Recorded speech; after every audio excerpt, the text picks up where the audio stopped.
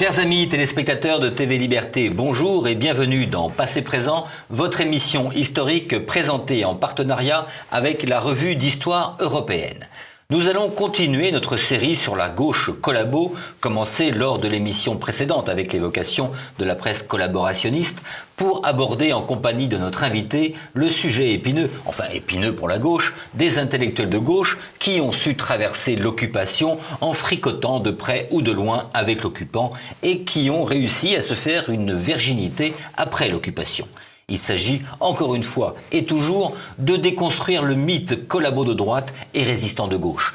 Et il convient de rappeler que les deux principaux chefs de parti de la collaboration étaient des hommes venus de la gauche, à savoir Jacques Doriot et Marcel Déat, ce que va nous expliquer plus en détail Dominique Lormier. Dominique Lormier, bonjour. Bonjour. Les téléspectateurs de Passé Présent vous connaissent bien, auteur prolifique, spécialiste de la Seconde Guerre mondiale. Vous avez, au sujet de la collaboration, commis 3 ouvrages.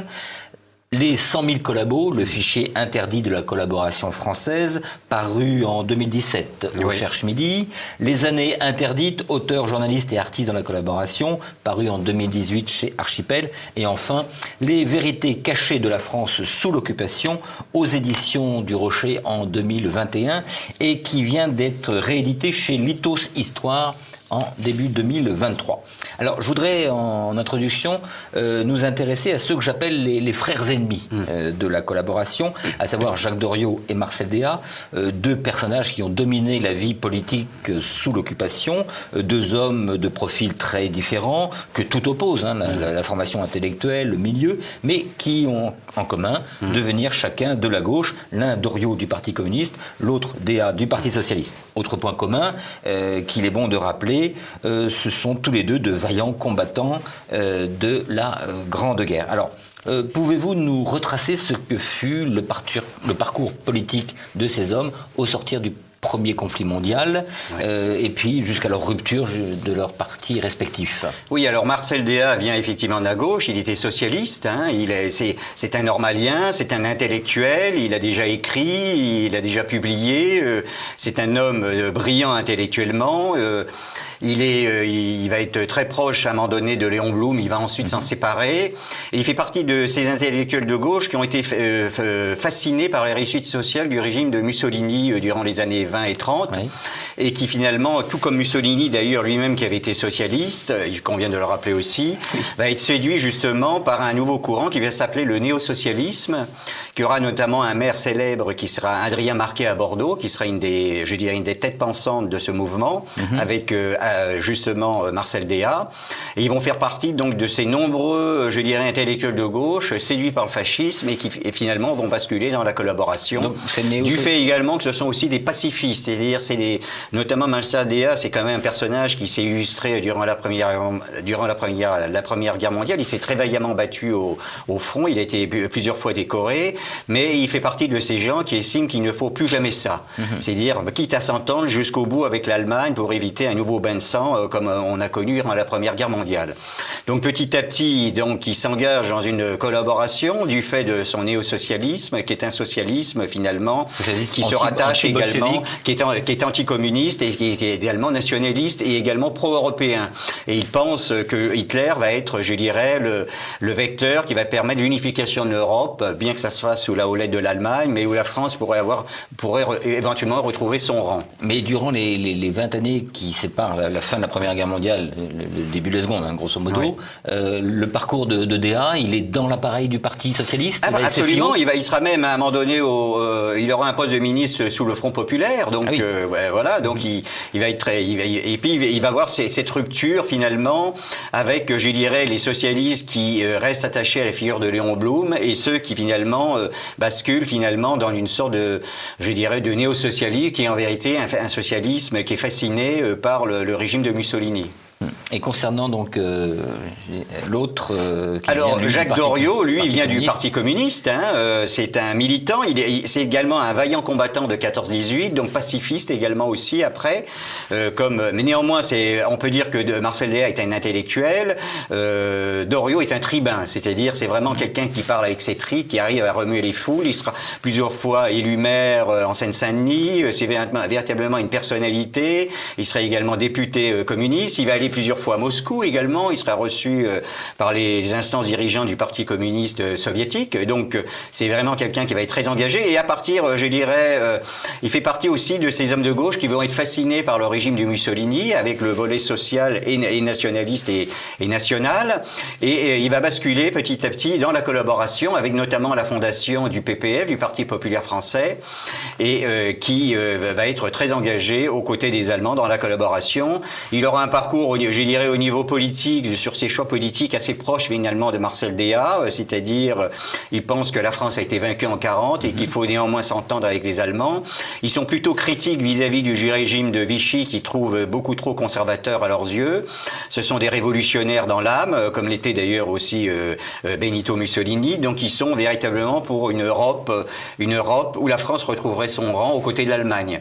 Ce qui est surprenant, c'est que tous les deux, dans les années, du moins au début des années 30, se déclarent antifascistes. Voilà, on voit que Doriot manifeste après le 6 février 34, oui. et que Déat, lui, est membre du comité de vigilance des intellectuels antifascistes. Antifascistes, voilà. Mais néanmoins, à partir de la fin des années 30, ils vont basculer véritablement dans, je dirais, une fascination pour le fascisme italien surtout, et également ensuite pour l'Allemagne nationale socialiste. On ne peut pas dire aussi que finalement, l'appareil auquel ils appartenaient ne leur a pas donné toutes les ouvertures politiques qu'ils c'est vrai, en tous les cas. Il n'y a pas une question d'ambition aussi personnelle. Alors c'est vrai surtout pour Doriot. Doriot espérait prendre un jour la direction du Parti communiste français.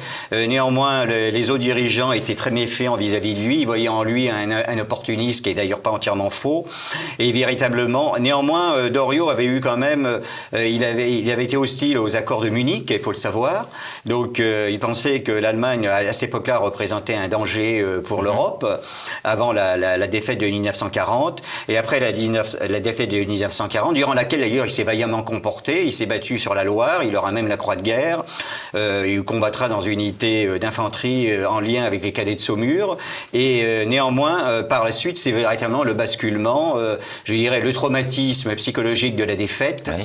Où la France qui était réputée avoir la première armée du monde est défaite en 6 semaines et à ce moment-là véritablement il s'engage véritablement dans une collaboration avec l'Allemagne hitlérienne. Et est-ce qu'on peut dire que pendant la guerre, ils ont eu un parcours en parallèle, leur rapport avec les Allemands et leur rapport avec Vichy, ils sont coincés un peu entre deux feux? Alors, Déat a de meilleurs rapports avec Vichy que Doriot. Doriot, d'abord, le maréchal Pétain se méfie énormément de cet ancien communiste qui est devenu, il voit en lui un opportuniste. Et surtout, le régime de Vichy, de toute façon, est, je dirais, dans une position entre deux vis-à-vis de l'Allemagne et vis-à-vis des Alliés. Donc véritablement, ça hérisse véritablement les ultras de la collaboration qui, eux, veulent véritablement une alliance et une guerre aux côtés de l'Allemagne. Ils ont vraiment ce que ne veut pas, bien entendu, le maréchal Pétain. Donc ils ont véritablement... D'ailleurs, Doriot va s'engager dans la LVF, donc il participera à la guerre contre le bolchevisme, cet ancien bolcheviste lui-même. Donc c'est assez amusant, entre guillemets. Et véritablement, il va s'engager véritablement au combat de la guerre contre les partisans durant les combats qui ont lieu sur le front soviétique. Et on le verra même aux côtés avec une photo où il sera à côté de Robert Brasillac lors d'un voyage que Brasillac fera en Allemagne également. Et d'ailleurs, le général de Gaulle confondra Brasillac avec Doriot, et ce sera une des causes du refus de la grâce concernant Brasillac, où de Gaulle sera persuadé de voir en uniforme allemand Brasillac, alors qu'il s'agit en vérité de Doriot. Lui, Déat, est moins un homme d'action, du moins. Oui. Alors, il est moins un homme d'action. Il est néanmoins, il a fondé le Rassemblement national populaire, qui existe déjà avant la guerre, mais qui va prendre une réelle ampleur sous l'occupation. Alors, je dirais que le RNP est plus de tendance socialiste et que le PPF est plus proche finalement d'une certaine forme de rouge-brun, de néo-stalinisme. Chacun garde son ADN de départ. Voilà. Chacun garde un peu son ADN de départ. Et surtout, Doriot est dans un premier temps assez, je dirais, en retrait vis-à-vis de l'Allemagne. Hein. Il a encore le réflexe du patriote qui s'est battu en 14-18. Et néanmoins, après, il va véritablement s'engager dans la collaboration avec l'Allemagne. Alors, est-ce qu'on peut dire, parce que c'est le sujet de l'émission Les collabos de gauche, que ces deux hommes, Doriot et Déa, sont restés tout le long de la guerre, tout le long de la collaboration, des hommes de gauche? On peut dire d'une certaine manière, de même que Benito Mussolini, ça a été démontré, il suffit de regarder l'entourage de Benito Mussolini à l'époque où il est le chef de l'Italie. La plupart de ses lieutenants viennent de la gauche et sont restés des hommes de gauche. D'ailleurs, le fascisme italien, il y a effectivement le nationalisme qui est hérité, lui, de droite, bien que le nationalisme soit hérité de la Révolution française, est empreint également de valeurs de gauche, également, c'est indéniable. Et surtout, il y a, je dirais, tout le programme social de Mussolini qui est, je dirais, très proche du socialisme. D'ailleurs, il faut savoir, et on l'ignore souvent, que Mussolini a essayé de s'entendre de nouveau avec son parti dont il était à l'origine, le Parti socialiste italien, et que ce sont les éléments les plus extrémistes du fascisme italien qui s'y sont opposés fermement en menaçant même de l'assassiner. C'est-à-dire, avant même la marche sur Rome, Mussolini avait essayé de renouer un lien avec le Parti socialiste pour créer une alliance véritablement de gauche et patriotique ou nationaliste, et on lui a barré la route avec les éléments les plus conservateurs du fascisme italien. Concernant Doriot et Déa? Alors, concernant Doriot et Déa, ils sont restés véritablement, je dirais, des hommes de gauche. Ça, c'est indéniable. De toute façon, il y a eu une collaboration de gauche, il y a eu une gauche dans la résistance et une gauche dans la collaboration, mais qui est réellement restée avec des valeurs de gauche aussi, du moins en partie. Déa, lui, va finir ministre du Maréchal Pétain, absolument, ministre du Travail. Voilà. Doriot, lui, va être plutôt sur le front. Voilà. Comment se passe la fin de la guerre pour eux, la fin du conflit? Alors, Doriot, ça va être dramatique pour lui parce qu'il va se réfugier à Sigmaringen où il essaie de remonter, je dirais, les cendres de son parti. Et puis finalement, il va être abattu par un avion allié lors d'un voyage dans une voiture décapotable. Donc il va mourir à ce moment-là, à la fin de la guerre. Et Déa, lui, va se cacher dans des monastères en Italie, où d'ailleurs il va se convertir au catholicisme, et dans une tendance véritablement mystique. Voilà, il va rester, je dirais, caché jusqu'à sa mort, donc dans des monastères italiens, où il a trouvé la foi, alors qu'à l'origine il était totalement athée, et véritablement il va faire son salut, je dirais, à ce moment-là. Oui, alors ça se trouve, il serait ressorti dans les années 50. Il n'aurait pas forcément été inquiété, étant donné qu'il y avait eu les différentes lois fusillé, d'amnistie qui avaient été votées, et puis que Déa n'a pas commis de crimes de guerre durant cette période-là. Alors, est-ce qu'on peut dire, on va terminer sur le sujet, que ces deux hommes-là ont aussi peut-être été un peu les marionnettes des Allemands? Est-ce qu'ils ont été manipulés par les Allemands? On peut le penser, oui, effectivement. Ils ont vu leur côté un peu opportuniste. Donc, Otto Abetz, qui était un francophile qui connaissait bien le tempérament français, savait que quand les flattants, ils arriveraient à pouvoir les manipuler facilement. Effectivement, ils ont cru véritablement que Hitler voulait faire une Europe, alors qu'en vérité, ça aurait été surtout une Allemagne qui aurait mis l'Europe sous sa botte. Ça a été, je dirais, la déconvenue de pas mal de Français qui se sont même engagés dans la division Charlemagne et qui ont reconnu par la suite que finalement il y avait quand même un pan-germanisme qui était extrêmement fort dans l'idéologie hitlérienne. Néanmoins, il y avait quand même une certaine considération pour l'histoire de France et pour la France, et une reconnaissance du haut commandement allemand pour la valeur des soldats français durant la Première Guerre mondiale et par la suite. Alors, il me paraît intéressant, en parallèle, d'évoquer rapidement les premiers résistants qui n'étaient pas finalement ceux que l'on croit, puisqu'ils venaient majoritairement de la droite nationale, voire de mouvements monarchistes. On peut penser... Voilà, nationalisme, monarchiste. On peut penser donc au colonel Rémy, par exemple. Absolument. Le colonel Rémy venait de l'Action française. Donc, ancien participant du 6 février 34. Voilà, absolument. Il était très proche des milieux de la droite nationaliste. Il en faisait même partie, et il a fondé la confrérie Notre-Dame, qui recrutait beaucoup d'officiers d'officiers et de militaires qui avaient les mêmes idées que lui. Il y avait notamment Louis de la Bardonnie en Dordogne, qui était un monarchiste convaincu. Donc c'est des gens qui agissaient en zone libre, en zone occupée. En zone occupée, en zone libre. Le confrérie de Notre-Dame a été certainement le plus important réseau de la résistance française, qui a joué un rôle important dans la victoire des Alliés, parce que c'est eux qui ont donné les plans sur l'ensemble des fortifications allemandes du mur de l'Atlantique, ce qui a décidé du choix du débarquement en Normandie. Donc, et également un rôle important dans la bataille dans l'Atlantique, puisqu'il fournissait des renseignements extrêmement précis sur les va-et-vient des sous-marins allemands et italiens qui combattaient dans l'Atlantique. Et on estime d'ailleurs, Winston Churchill a dit que le réseau du colonel Rémy avait fortement contribué à la victoire de l'Atlantique des Alliés contre les sous-marins allemands et italiens, justement en lutte dans l'océan de l'Atlantique.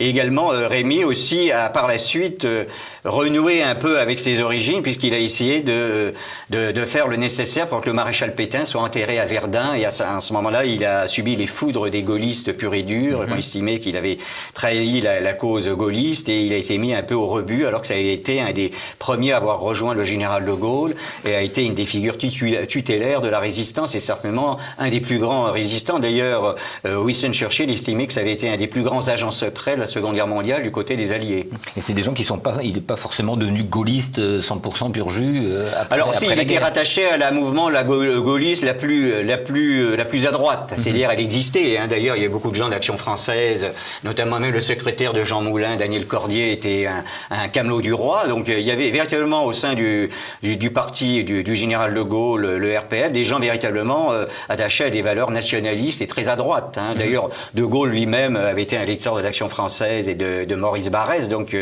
il s'en est d'ailleurs jamais caché. Et puis d'ailleurs, beaucoup d'idées sur l'indépendance nationale, la dissuasion nucléaire sont des valeurs qui viennent de la droite. Et donc, effectivement, le général de Gaulle, bien qu'il il voulait se situer au-delà de la mêlée, avait néanmoins des valeurs qui étaient plutôt, je dirais, ancrées à droite, même si également il y a des valeurs, je dirais, du christianisme de gauche, avec les valeurs de Charles Péguy, etc., les valeurs de charité, qui sont également des valeurs qu'on peut retrouver dans certains mouvements de gauche, vis-à-vis des plus démunis. Donc ce sont effectivement un des traits de caractère du colonel Rémy, qui était à la fois un chrétien mystique, très ancré dans sa foi chrétienne, et également je dirais, un résistant de la première heure, et qui a voulu, je dirais, établir, je dirais, une forme de réconciliation entre les pétainistes qui avaient essayé de résister aux Allemands et les résistants de la première heure. Et ça n'a pas plu à certains Français libres, à ces sectaires qui, eux, estimaient que tout était noir d'un côté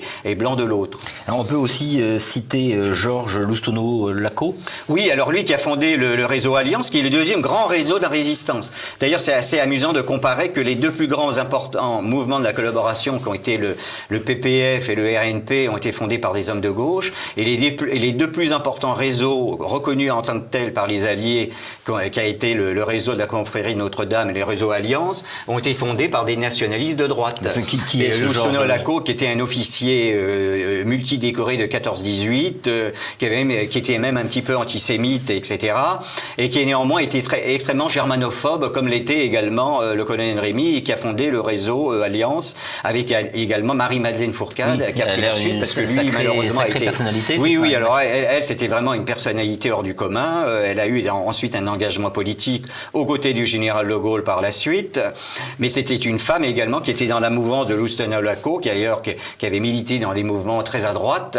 Un ancien cagoulard, non? Voilà, absolument, et qui effectivement, et puis par la suite s'est engagé dès 40 dans la résistance par germanophobie, parce qu'on oublie souvent que l'Action française était également germanophobe. Donc je dirais que au sein de l'Action française, il y a ceux qui ont été séduits par la collaboration, comme Darnan, et bien qu'il ait traîné les pieds d'ailleurs au début, et ceux qui se sont engagés dès 40 dans la résistance, comme Daniel Cordier, qui sera notamment le secrétaire de Jean Moulin, ou également, bien entendu, Loustonneau-Lacau ou le colonel Rémy. On peut aussi évoquer Destienne d'Orbe. Oui, et voilà, effectivement, qui a été un des premiers fusiliers français de la France libre, si ce n'est le premier, et également d'autres figures. Néanmoins, il convient aussi de modérer également ce que j'ai pu dire, parce qu'il y a eu également des gens de gauche qui se sont engagés dans la résistance des 40. Je pense notamment au colonel Guingouin, Georges Guingouin, qui était communiste, mais qui a rejoint la résistance des 40, et qui sera d'ailleurs, je dirais, échappera à plusieurs attentats des staliniens à la libération, parce que les staliniens ne supporteront pas qu'ils soient engagés dès 40 dans la résistance, et qu'il n'ait pas attendu l'invasion de l'Union soviétique pour s'engager. Voilà. Et parmi tous ces résistants de droite, venus de l'Action française ou bien d'autres mouvements, d'autres le colonel de Larocque également, il y en avait beaucoup. Oui, d'ailleurs, le colonel de Larocque sera déporté dans les camps nazis. On avait fait une émission sur lui. Est-ce que ces gens-là, après la guerre, ont tous suivi le général de Gaulle, adhéré au parti gaulliste, ou bien ont pu rejoindre leur mouvement d'origine? Il y en a eu un certain nombre. Il y a notamment également le capitaine Conan, dont je cherche le nom, mais ça me reviendra, et qui a été à l'OS, etc. Et puis Château Jobert, voilà, exactement, qui était également un résistant de la première heure. Il y en a eu beaucoup, vous avez eu beaucoup. Et il y a eu une cassure avec le général de Gaulle au moment de l'Algérie française, voilà, qui n'ont pas supporté l'abandon de l'Algérie française, qui ont estimé que c'était une trahison, alors que parmi eux, vous aviez beaucoup de compagnons de la libération. Le général Koenig, le héros d'Afrancib, avait des idées également proches de l'Action française et de droite. Il a été un des compagnons de route du général de Gaulle, le héros de Bir Hakeim, etc., compagnon de la libération, et il a rompu avec de Gaulle à cause de l'histoire de l'Algérie française aussi, ainsi que d'autres. Donc, néanmoins, il y en a d'autres qui sont restés contre vent et marée, fidèles jusqu'au bout au général de Gaulle, et qui avaient également milité dans des mouvements nationalistes durant l'entre-deux-guerres. Alors pour la deuxième partie de cette émission, je voudrais évoquer maintenant avec vous quelques personnages plutôt engagés à gauche, qui, sans avoir vraiment pratiqué une collaboration active, sont bien accommodés finalement de l'occupation, ont fréquenté des Allemands, souvent le gratin, mais qui surtout, ça qui est intéressant, après la guerre, sont vraiment érigés en résistants, voire en épurateurs, et qui pour certains d'ailleurs sont devenus des icônes intouchables de l'intelligentsia de la gauche française après-guerre. Alors je vous propose, Dominique Lormier, de commencer par Marguerite Duras. Alors Marguerite Duras, c'est un cas intéressant. Elle était née en Indochine, c'est une intellectuelle. Elle va défendre d'ailleurs le colonialisme français durant l'entre-deux-guerres. Elle écrira plusieurs articles significatifs à ce sujet. Vous citez quelques articles. Elle mettra même en avant, je dirais, la prétendue supériorité de la race blanche sur les autres races. Donc c'est assez étonnant. Si vous permettez, pour nos téléspectateurs, je vais lire. Alors elle écrit Alors, elle parle des indigènes. L'indigène n'a jamais été traité en vaincu. Non seulement nous avons des devoirs envers lui, mais nous lui reconnaissons des droits sociaux et politiques, et surtout celui d'acquérir des connaissances nouvelles. Certes, ce n'est pas à lui qu'il appartient de décider à quel moment il pourra user de ses capacités. C'est à nous, au moment voulu, d'alléger notre tutelle. Oui, c'est un texte tout à fait significatif de l'esprit qui existait au sein de la gauche française durant l'entre-deux-guerres, qui était favorable au colonialisme, enfin une partie de la gauche, et finalement qui traitait les indigènes comme des citoyens de seconde zone. Ils avaient véritablement le statut comme on l'indique, d'indigènes. Donc c'était des gens qui étaient qu'on pouvait considérer comme de race inférieure d'après les critères de l'époque, qui étaient également aussi dans la lignée de l'idéologie de Jules Ferry également, qui avait été un des grands partisans du colonialisme, comme quoi on devait apporter le progrès à ces peuples soi-disant dégénérés ou du moins qui n'étaient pas des races supérieures, de civiliser les races inférieures, disait Jules Ferry. Donc c'était partagé par une large partie de la gauche. Et alors néanmoins, Marguerite Duras a ensuite, bien entendu, rejeté ce qu'elle avait écrit à cette époque-là. Et par la suite, donc, elle va fréquenter... En 40, elle se marie, voilà, avec Anthelme, qui sera d'ailleurs proche du ministre de l'Intérieur de Vichy, avec qui il va collaborer. Donc il va avoir un parcours d'abord plutôt... Pucheux. Donc un ancien du PPF. Voilà, un ancien du PPF et qui a fondé les sections spéciales pour juger les résistants communistes et autres, qui a été très engagé dans la collaboration. Il a essayé de se réhabiliter par la suite mais le De Gaulle l'a fait fusiller lorsqu'il avait rejoint l'Afrique du Nord, parce qu'il était vraiment très engagé dans les combats contre la résistance.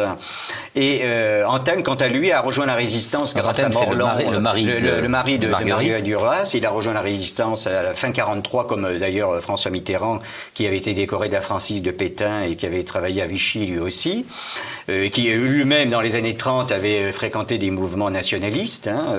D'ailleurs, il s'en est jamais caché. Et par la suite, donc... oui, revenons à Marguerite Duras. Oui, alors Marguerite Duras, elle est un peu plus en retrait, néanmoins elle va collaborer dans la presse de la collaboration, elle écrit des articles, elle est secrétaire également au sein d'une organisation qui distribue le papier pour les journaux collaborationnistes et les auteurs, les écrivains engagés dans la collaboration. Donc elle s'occupe en quelque sorte de la censure entre ceux à qui on peut distribuer du papier parce qu'ils prêchent la bonne parole de la collaboration. Alors, et sans avoir un grand pouvoir décisionnaire, elle est quand même au sein du système. Oui, elle est au sein du système. Elle fréquente le gratin de la collaboration, notamment la femme de Ramon Fernandez, qui vient du Parti populaire français. Qui est ce Ramon Fernandez? Alors, c'était un intellectuel de gauche qui a été à un moment donné membre des partis antifascistes et qui a rejoint le PPF de Doriot et a basculé dans la collaboration avec les Allemands et qui est fasciné également par Mussolini et par Hitler. Donc, véritablement engagé dans la collaboration et qui va, heureusement pour lui, décéder à la veille de l'épuration, donc c'est ce qui va lui éviter certainement le poteau d'exécution, et qui est néanmoins et qui a eu un fils célèbre qui est Dominique Fernandez, qui serait le romancier célèbre que l'on connaît, qui a publié de nombreux romans aux éditions Gallimard. Et donc Marguerite Duras, elle habite rue Saint-Benoît à Paris. Oui. Et son salon, elle reçoit elle reçoit Pierre Drieux-La Rochelle, elle reçoit Brasillac, etc. Mais tout en étant un peu en retrait quand même. C'est-à-dire elle ne met pas en avant ses idées, etc. Mais néanmoins, elle a des contacts également avec un agent de la Gestapo, aussi un Français qui travaille pour la Gestapo. Et puis surtout, elle fréquente la femme de Raymond Fernandez, donc avec qui elle est très liée. Puis par la suite, du fait de l'engagement de son mari, qui a rejoint finalement la résistance, le fameux réseau Morland, qui était dirigé par François Mitterrand, qui est un réseau d'évasion qui est chargé de récupérer les prisonniers de guerre qui se sont évadés. Donc son mari malheureusement arrêté et déporté dans les camps nazis, et elle véritablement c'est à ce moment-là qu'elle bascule véritablement dans la résistance, mais une résistance aussi qui n'est pas particulièrement remarquable. Et d'ailleurs, comme l'écrit un journaliste, elle n'a rien fait de particulièrement, je dirais, choquant dans la collaboration et rien de particulièrement héroïque et notable dans la résistance. Ce qui ne va pas l'empêcher, après la guerre et plus longtemps après de oui, alors sa tout spécialité, d'ailleurs sa cite, ça sera Jean-Marie Le Pen, comme par hasard. Elle estime que les électeurs et les militants du Front National font partie non pas du peuple français mais de la populace.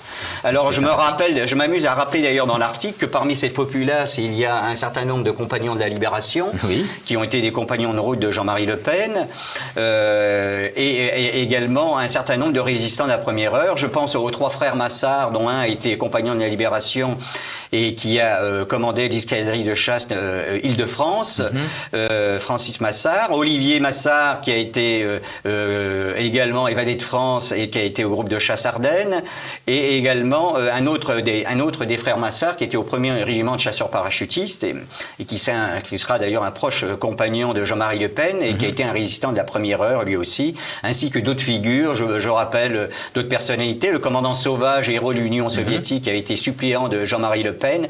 Donc effectivement, là, nous avons des parfaits représentants, entre guillemets, de la populace. Exactement. Alors, je voudrais maintenant m'attaquer à un couple infernal. Simone de Beauvoir et Jean-Paul Sartre. Alors, je vous propose de commencer par Simone, si je puis me permettre. Oui. Donc Simone de Beauvoir, elle est née en 1908, donc elle a dans une famille de l'aristocratie, comme son nom l'indique, et néanmoins qui a perdu un certain nombre je dirais, de moyens financiers du fait des turpitudes du père qui dépense l'argent sans compter.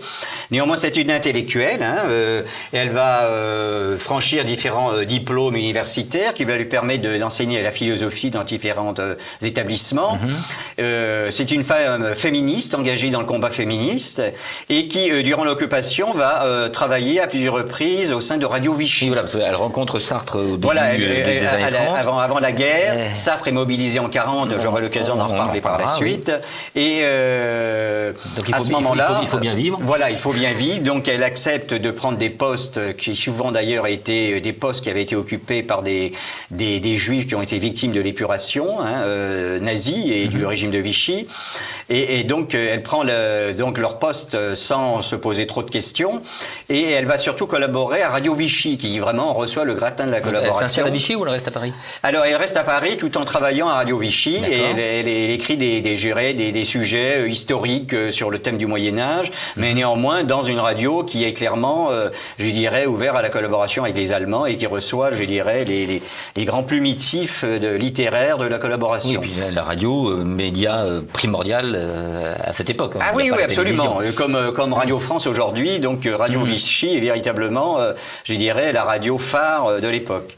Et elle reçoit est-ce qu'elle fréquente également un peu Alors comme oui, Duras, effectivement, elle fréquente un certain nombre d'auteurs et des personnalités de la collaboration, sans état d'âme.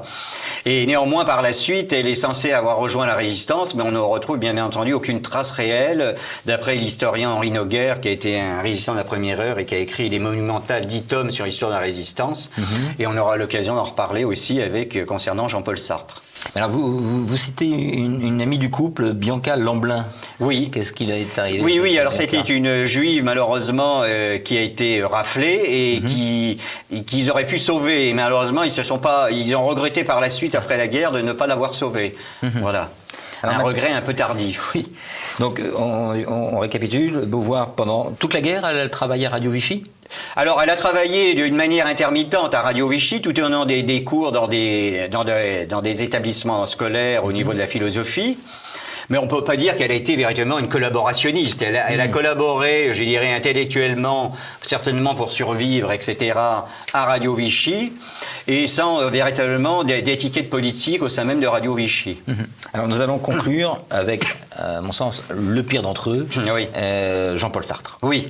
Alors, on dirait le pire d'entre eux parce que véritablement, il a véritablement collaboré avec les Allemands et surtout, il a fait partie du comité d'épuration par la suite. Donc, il avait honte de rien, comme on dit. Effectivement.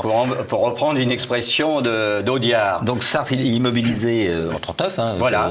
Dans une unité de Troufion de l'arrière, dans le service il avait quand même pas une très bonne vue, donc j'imagine. Non, il avait des problèmes de vue. Il était dans les Vosges, il a été fait prisonnier dans le carré des Vosges en juin 40. Il a été envoyé dans un camp de prisonniers militaires, et il était libéré par Pierre Drieux-La Rochelle, qui appréciait ses écrits et ses qualités littéraires. Donc c'est Pierre Drieux-La Rochelle qui avait dressé une liste. Quel pouvoir avait Pierre Drieux-La Rochelle? Pierre Drieux-La Rochelle dirigeait la NRF, et véritablement c'était le grand patron, je dirais, de l'édition collaborationniste.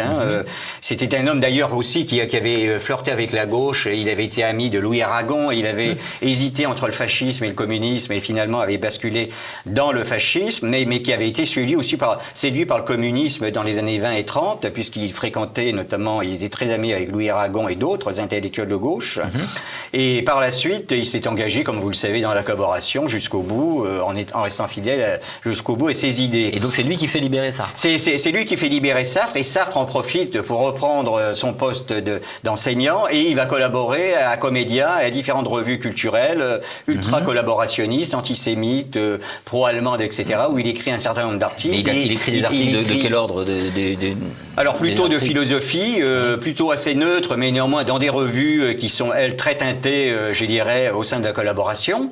Et surtout, également, il écrit des pièces de théâtre. Il a écrit un roman remarqué qui a failli lui avoir le prix Goncourt avant la guerre, La Nausée, mais qui a été très apprécié aussi même par des intellectuels allemands, notamment le philosophe allemand Martin Heidegger, avec qui il tisse des liens intellectuels, et qui a été membre du parti nazi. Et effectivement, on retrouve dans certains aspects de la philosophie de Sartre, je dirais, des empreintes train que l'on retrouve dans celle de Martin Heidegger.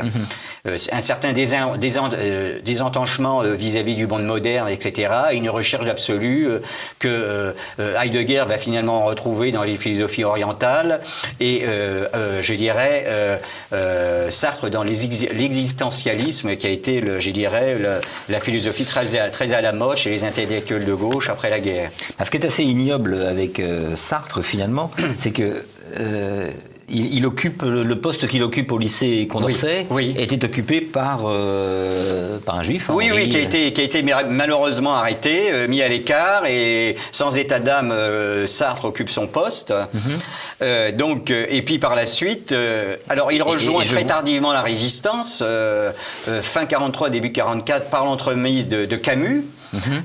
Où il va écrire quelques articles dans la revue Combat, mais ça s'arrête là. Alors après la guerre, il va faire croire qu'il avait créé un mouvement socialisme et liberté dont d'ailleurs Henri Noguer n'a jamais entendu parler. Et surtout, il va faire partie du comité d'épuration. C'est-à-dire, il va se permettre de juger des gens qui avaient collaboré, alors que lui n'a pas eu un parcours particulièrement brillant durant cette période-là dans les rangs de la résistance. Ça se passait comment, notamment pour les pièces de théâtre? Alors, je vois dans la revue d'histoire européenne où ils étaient joués avec l'aval des Allemands. Jouer au théâtre de la Cité, c'est écrit en tout petit, ex-Sarah Bernard. Oui, ex-Sarah Bernard, parce qu'on a enlevé le nom, parce c'était un nom juif. Et donc, il joue quoi? Il y a deux pièces importantes de Sartre qui sont jouées pendant l'occupation, avec les mouches, le huis clos. Avec un parcours de tout le gratin des officiers allemands de Paris. Il a des relations avec notamment Ernst Jünger, mais néanmoins, Ernst Jünger aussi en position de retrait vis-à-vis du nazisme, comme on le sait, on le voit à travers ses écrits. Néanmoins, il est quand même une des figures du nationalisme allemand, faut quand même pas l'oublier aussi. Oui, puis il est attaché à l'ambassade d'Allemagne. Voilà, absolument. Donc, et puis également, il a des liens avec un certain nombre d'intellectuels allemands. Ça lui pose sans état d'âme. Ce qu'il faut bien se rendre compte, c'est que les pièces de Sartre, les mouches comme huis clos, passaient sous les fourches de la censure, de la censure allemande. Elle passait sans problème, étant donné qu'il reprenait des thèmes philosophiques qui étaient celles de Martin Heidegger, qui a été un des maîtres à penser du national-socialisme, même s'il a eu également des positions qui pouvaient être jugées parfois hostiles. Néanmoins, il a été un des maîtres à penser du national-socialisme, du fait qu'il également avait été aussi très influencé par la philosophie du surhomme de Nietzsche, une philosophie d'ailleurs qui est très, je dirais, très différent de l'origine de l'expression de la philosophie de Nietzsche, parce que Nietzsche est mort bien avant le national-socialisme, dans un état malheureusement de démence, et il y a eu une récupération qui a été faite par les mouvements pan-germanisme qui ont, je dirais, en quelque sorte changé un certain nombre d'écrits de Nietzsche en lui faisant attribuer des idées qui n'étaient pas les siennes, et notamment la sœur de Nietzsche et des membres de sa famille qui étaient proches des mouvements pan-germanisme et qui ont laissé croire que la philosophie de Nietzsche était une philosophie qui aurait inspiré donc le national-socialisme. Alors effectivement, la philosophie du surhomme, etc. Néanmoins, il faut savoir que suite à la guerre de 70, auquel Nietzsche avait participé comme infirmier, il était devenu totalement pacifiste. Et donc, il n'était pas assez éloigné du pan-germanisme, etc. Alors, on a essayé de dire, après la guerre, que dans les pièces de théâtre de Sartre, il y avait un message caché, qu'en réalité, il dénonçait les dictatures, etc. Mais j'imagine que la censure allemande n'était pas... la censure allemande qui était extrêmement, très attentive là-dessus, n'a rien vu. Non plus. Et puis en plus, il y avait également la censure des collaborationnistes, qui était même quelquefois plus sévère vis-à-vis à ce sujet-là que les Allemands eux-mêmes. Et s'ils n'ont rien vu, c'est qu'il n'y avait rien véritablement.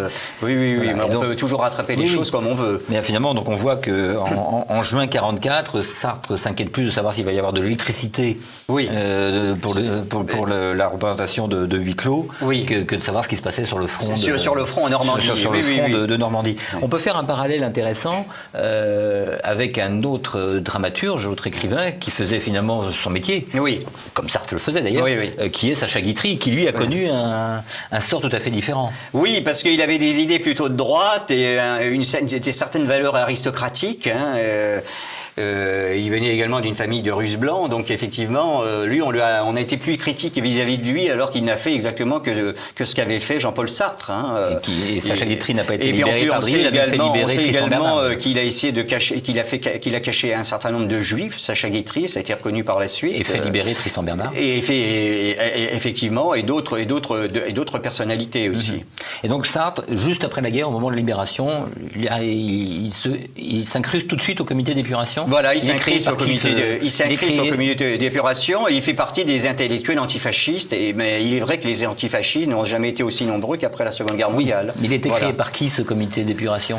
Il avait été créé par, je dirais, il y avait certainement le Parti communiste qui tenait les rênes, et puis également les gaullistes, et du moins les différents mouvements de la résistance, mais surtout un certain nombre de communistes qui avaient réussi à s'infiltrer pour essayer de faire la pluie et le beau temps et faire oublier que le Parti communiste français avait soutenu le pacte germano-soviétique en 1939. Il valait mieux le faire oublier. Dominique Lormier, merci infiniment pour ces éclairages.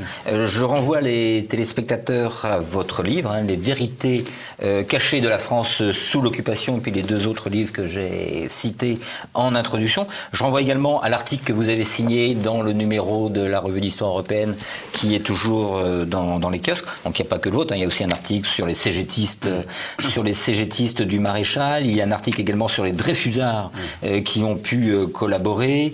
Un article sur, on explique comment l'humanité, le Parti communiste, on en a parlé dans la précédente émission, voulait faire reparaître l'humanité. La presse de gauche collaborationniste en a parlé. Et puis les intellectuels, donc peu résistants, dont nous venons de parler. Vous allez maintenant retrouver Christopher Lahn et La Petite Histoire. En attendant, vous n'oubliez pas de cliquer sur le pouce levé sous la vidéo et de vous abonner, bien sûr, à notre chaîne YouTube. À bientôt.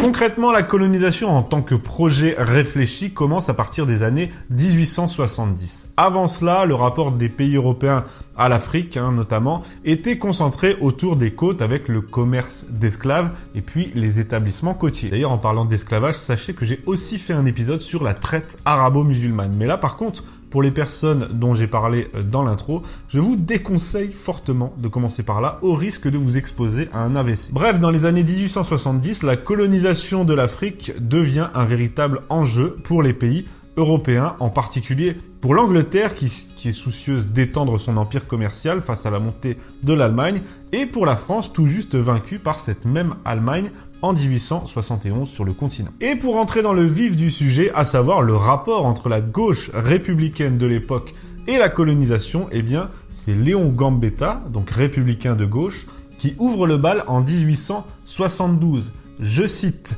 « Pour reprendre véritablement le rang qui lui appartient dans le monde, la France se doit de ne pas accepter le repliement sur elle-même. C'est par l'expansion, par le rayonnement dans la vie du dehors, par la place qu'on prend dans la vie générale de l'humanité que les nations persistent et qu'elles durent. Si cette vie s'arrêtait, c'en serait fait de la France. » Donc pour résumer la pensée de Gambetta, on a perdu l'Alsace-Moselle, on a été des branques. Maintenant, nous, lumière de l'humanité, on va renoncer à la puissance continentale pour se concentrer sur le rayonnement universel. Et notez que déjà à l'époque, on parle de repliement sur soi-même, c'est pas mignon? Et puis il y a Victor Hugo, qui est une autre icône républicaine rockstar, qui en rajoute une couche en 1879, dans un discours où il s'exclame, oui parce que Hugo ne parle pas, il s'exclame toujours. Alors je cite Victor Hugo: « Cette Afrique farouche n'a que deux aspects. Peuplée, c'est la barbarie, déserte, c'est la sauvagerie. Allez, peuple, emparez-vous de cette terre, prenez-la. À qui? À personne. Prenez cette terre à Dieu. Dieu donne l'Afrique à l'Europe. Prenez-la, non pour le canon, mais pour la charrue. Non pour le sabre, mais pour le commerce. Non pour la bataille, mais pour l'industrie. » Voilà, donc ces terres ne sont à personne et il faut s'en emparer pour le commerce et l'industrie. Ah, c'est pas beau. En 1884-85, étant donné que la découverte de richesses insoupçonnées, comme par exemple les mines de diamants du Transvaal, a provoqué la ruée des Européens sur l'Afrique, eh bien une conférence est organisée à Berlin pour fixer les règles de la colonisation et surtout le partage de l'Afrique. Et c'est là qu'intervient notre cher Jules Ferry. Alors lui, qu'on vienne pas me dire qu'il n'est pas l'incarnation absolue de la gauche laïque et républicaine. Donc bref, Jules Ferry, suite à la conférence de Berlin, justement, déclare en juillet 1885, donc la même année, devant la Chambre, je cite, « Il faut dire ouvertement que les races supérieures ont un droit vis-à-vis des races inférieures. Je répète qu'il y a pour les races supérieures un droit, parce qu'il y a un devoir pour elles. Elles ont le devoir de civiliser les races inférieures. » Ben voilà, tout est dit, hein, faut se lâcher de temps en temps, Jules. Et puis en plus, après, nous, ça nous fait des phrases cultes à ressortir comme ça, c'est toujours agréable. Plus tard, c'est Léon Blum, autre monument de la gauche, qui reprenait peu ou prou le même discours que Jules Ferry, toujours devant la Chambre. Alors je cite Léon, « Nous admettons le droit et même le devoir des races supérieures d'attirer à elles celles qui ne sont pas parvenues au même degré de culture et de les appeler au progrès réalisé grâce aux efforts de la science et de l'industrie. » Ah, il y en a plein d'autres, hein, comme ça, je vous ai dit. Tiens, j'en ai un autre. Jean Jaurès, hein, la vache, si on jouait au jeu des 7 familles en catégorie bonne grosse gauche républicaine, là, je les aurais quasiment tous. Alors, les grands hommes de la France, Léon Blum, Jean Jaurès, ensuite Mitterrand. Ah bah non, vous voyez, il en manque un, mais bon, celui-là, il est connu pour autre chose. Donc je disais Jean Jaurès, en 1903, toujours devant la Chambre, je cite, « La civilisation que représente la France en Afrique auprès des indigènes est certainement supérieure à l'état présent du régime marocain. » Bon là, il parlait que du Maroc, hein, mais par extension, vous avez compris où il voulait en venir. Hein. Bon. Et là, bien sûr, dans ces exemples, je ne parle que de la gauche française, hein, parce que c'est le sujet, mais en Europe et même dans le monde, c'est à peu près le même topo. Regardez, Friedrich Engels, le collaborateur de Marx, hein, donc on peut difficilement faire plus à gauche, explique à propos de l'invasion du Mexique par les États-Unis, et là, attention, c'est drôle, je cite, « Est-ce un malheur que la splendide Californie soit arrachée aux Mexicains paresseux qui ne savent qu'en faire ?» Oui, moi je trouve ça marrant, désolé. Ça, vous allez me dire, c'est à propos du Mexique. Ok, mais au sujet de la conquête de l'Algérie par la France, eh ben c'est pareil, puisque Engels estime que, je cite, « L'écrasement de la révolte en Algérie est une chose positive, puisque les Bédouins sont une nation de voleurs. » Hein. Ouais, il était chaud, hein, Friedrich, quand il s'y mettait. Et puis Marx, hein, il est pas mal non plus à propos de la colonisation brutale de l'Inde par les Anglais. Il dit qu'en voyant, je cite, « ces myriades d'organisations sociales patriarcales et laborieuses se dissoudre, nous ne devons pas oublier que ces communautés villageoises idylliques, malgré leur aspect inoffensif, ont toujours été une fondation solide du despotisme oriental. » Franchement, celle-là, fallait aller la chercher, hein. Marx, hein. Alors oui, pour revenir en France, il y a bien une voix dissonante parmi tout ce jacassement laïcard et gauchiste, eh bien c'est Clémenceau. Et bon, Dieu sait que je ne porte pas spécialement Clémenceau dans mon cœur, mais il faut bien dire ce qui est au sein de la gauche, au sein des radicaux à l'époque. Clémenceau était l'un des seuls à s'opposer à la colonisation. Le 30 juillet 1885, dans sa célèbre réponse à Jules Ferry qui parlait des races supérieures qui civilisent les races inférieures, eh bien Clémenceau déclarait « Voilà en prose la thèse de M. Ferry et l'on voit le gouvernement français exerçant son droit sur les races inférieures, il le dit ironiquement, en allant guerroyer contre elles et en les convertissant de force aux bienfaits de la civilisation. » Mais voilà, Clémenceau, côté grande figure, j'entends, eh bien c'est à peu près tout. Et puis maintenant, pour conclure en beauté, posons-nous une question innocente. Et la droite dans tout ça? Eh bien la droite, dès le départ, dès les années 1870, elle était farouchement anticolonialiste. Pourquoi? Tout simplement parce que la droite jugeait que c'était une perte de temps, d'énergie et d'argent et que la véritable priorité de la France était de préparer la revanche contre l'Allemagne et la reprise de l'Alsace-Moselle. Oui, c'est ce qu'on appelle avoir le sens des priorités et du réalisme. À ce propos, il y a cette phrase célèbre de Paul Déroulède, le fondateur de la Ligue des Patriotes, qui s'était exclamé à la tribune « J'ai perdu 2 sœurs, l'Alsace et la Lorraine, et vous m'offrez 20 domestiques. » Pour la droite de l'époque, c'est-à-dire les monarchistes et les nationalistes, la colonisation non seulement détourne la France de ses provinces perdues, l'Alsace et la Moselle, mais aussi la ruine économiquement. Ça, c'était l'épisode d'il y a 2 semaines. C'est ce que dit le sénateur monarchiste Albert de Broglie en 1884. Je cite « Les colonies affaiblissent la patrie qui les fonde, bien loin de la fortifier, elles lui soutirent son sang et ses forces. En 1883, le député bonapartiste Paul de Cassagnac s'adresse directement à Jules Ferry à la Tribune et il lui dit « Au lieu de vous lancer à courir après des colonies nouvelles agrémentées de prétendus gisements d'or que vous ne connaissez pas et de prétendues mines de houille que vous indiquez sur vos cartes fantaisistes pour que l'opinion publique vous accompagne dans cette aventure lointaine, la France vous dira de ne pas regarder si loin. C'est en France qu'il faut regarder. C'est la misère qui est en France qu'il faut soulager. » Et là, on retrouve, dans les paroles de Paul de Cassagnac, la dénonciation de toute l'hypocrisie de gauche qui, sous couvert d'humanisme et d'universalisme, eh bien, vient en fait piller la terre entière en loose dé derrière un masque bienveillant et civilisateur. En gros, c'est la colonisation à visage humain, la conquête pour l'émancipation, la libération des peuples sous la bannière des Lumières qu'il faudrait absolument apporter au monde. Et justement, à ceux qui avaient cette démarche-là, cette démarche bien de gauche, quoi, à vouloir faire de tout le monde des citoyens, j'aurais envie de dire deux choses. Premièrement, le monde ne vous a rien demandé, hein, comme ça, c'est fait.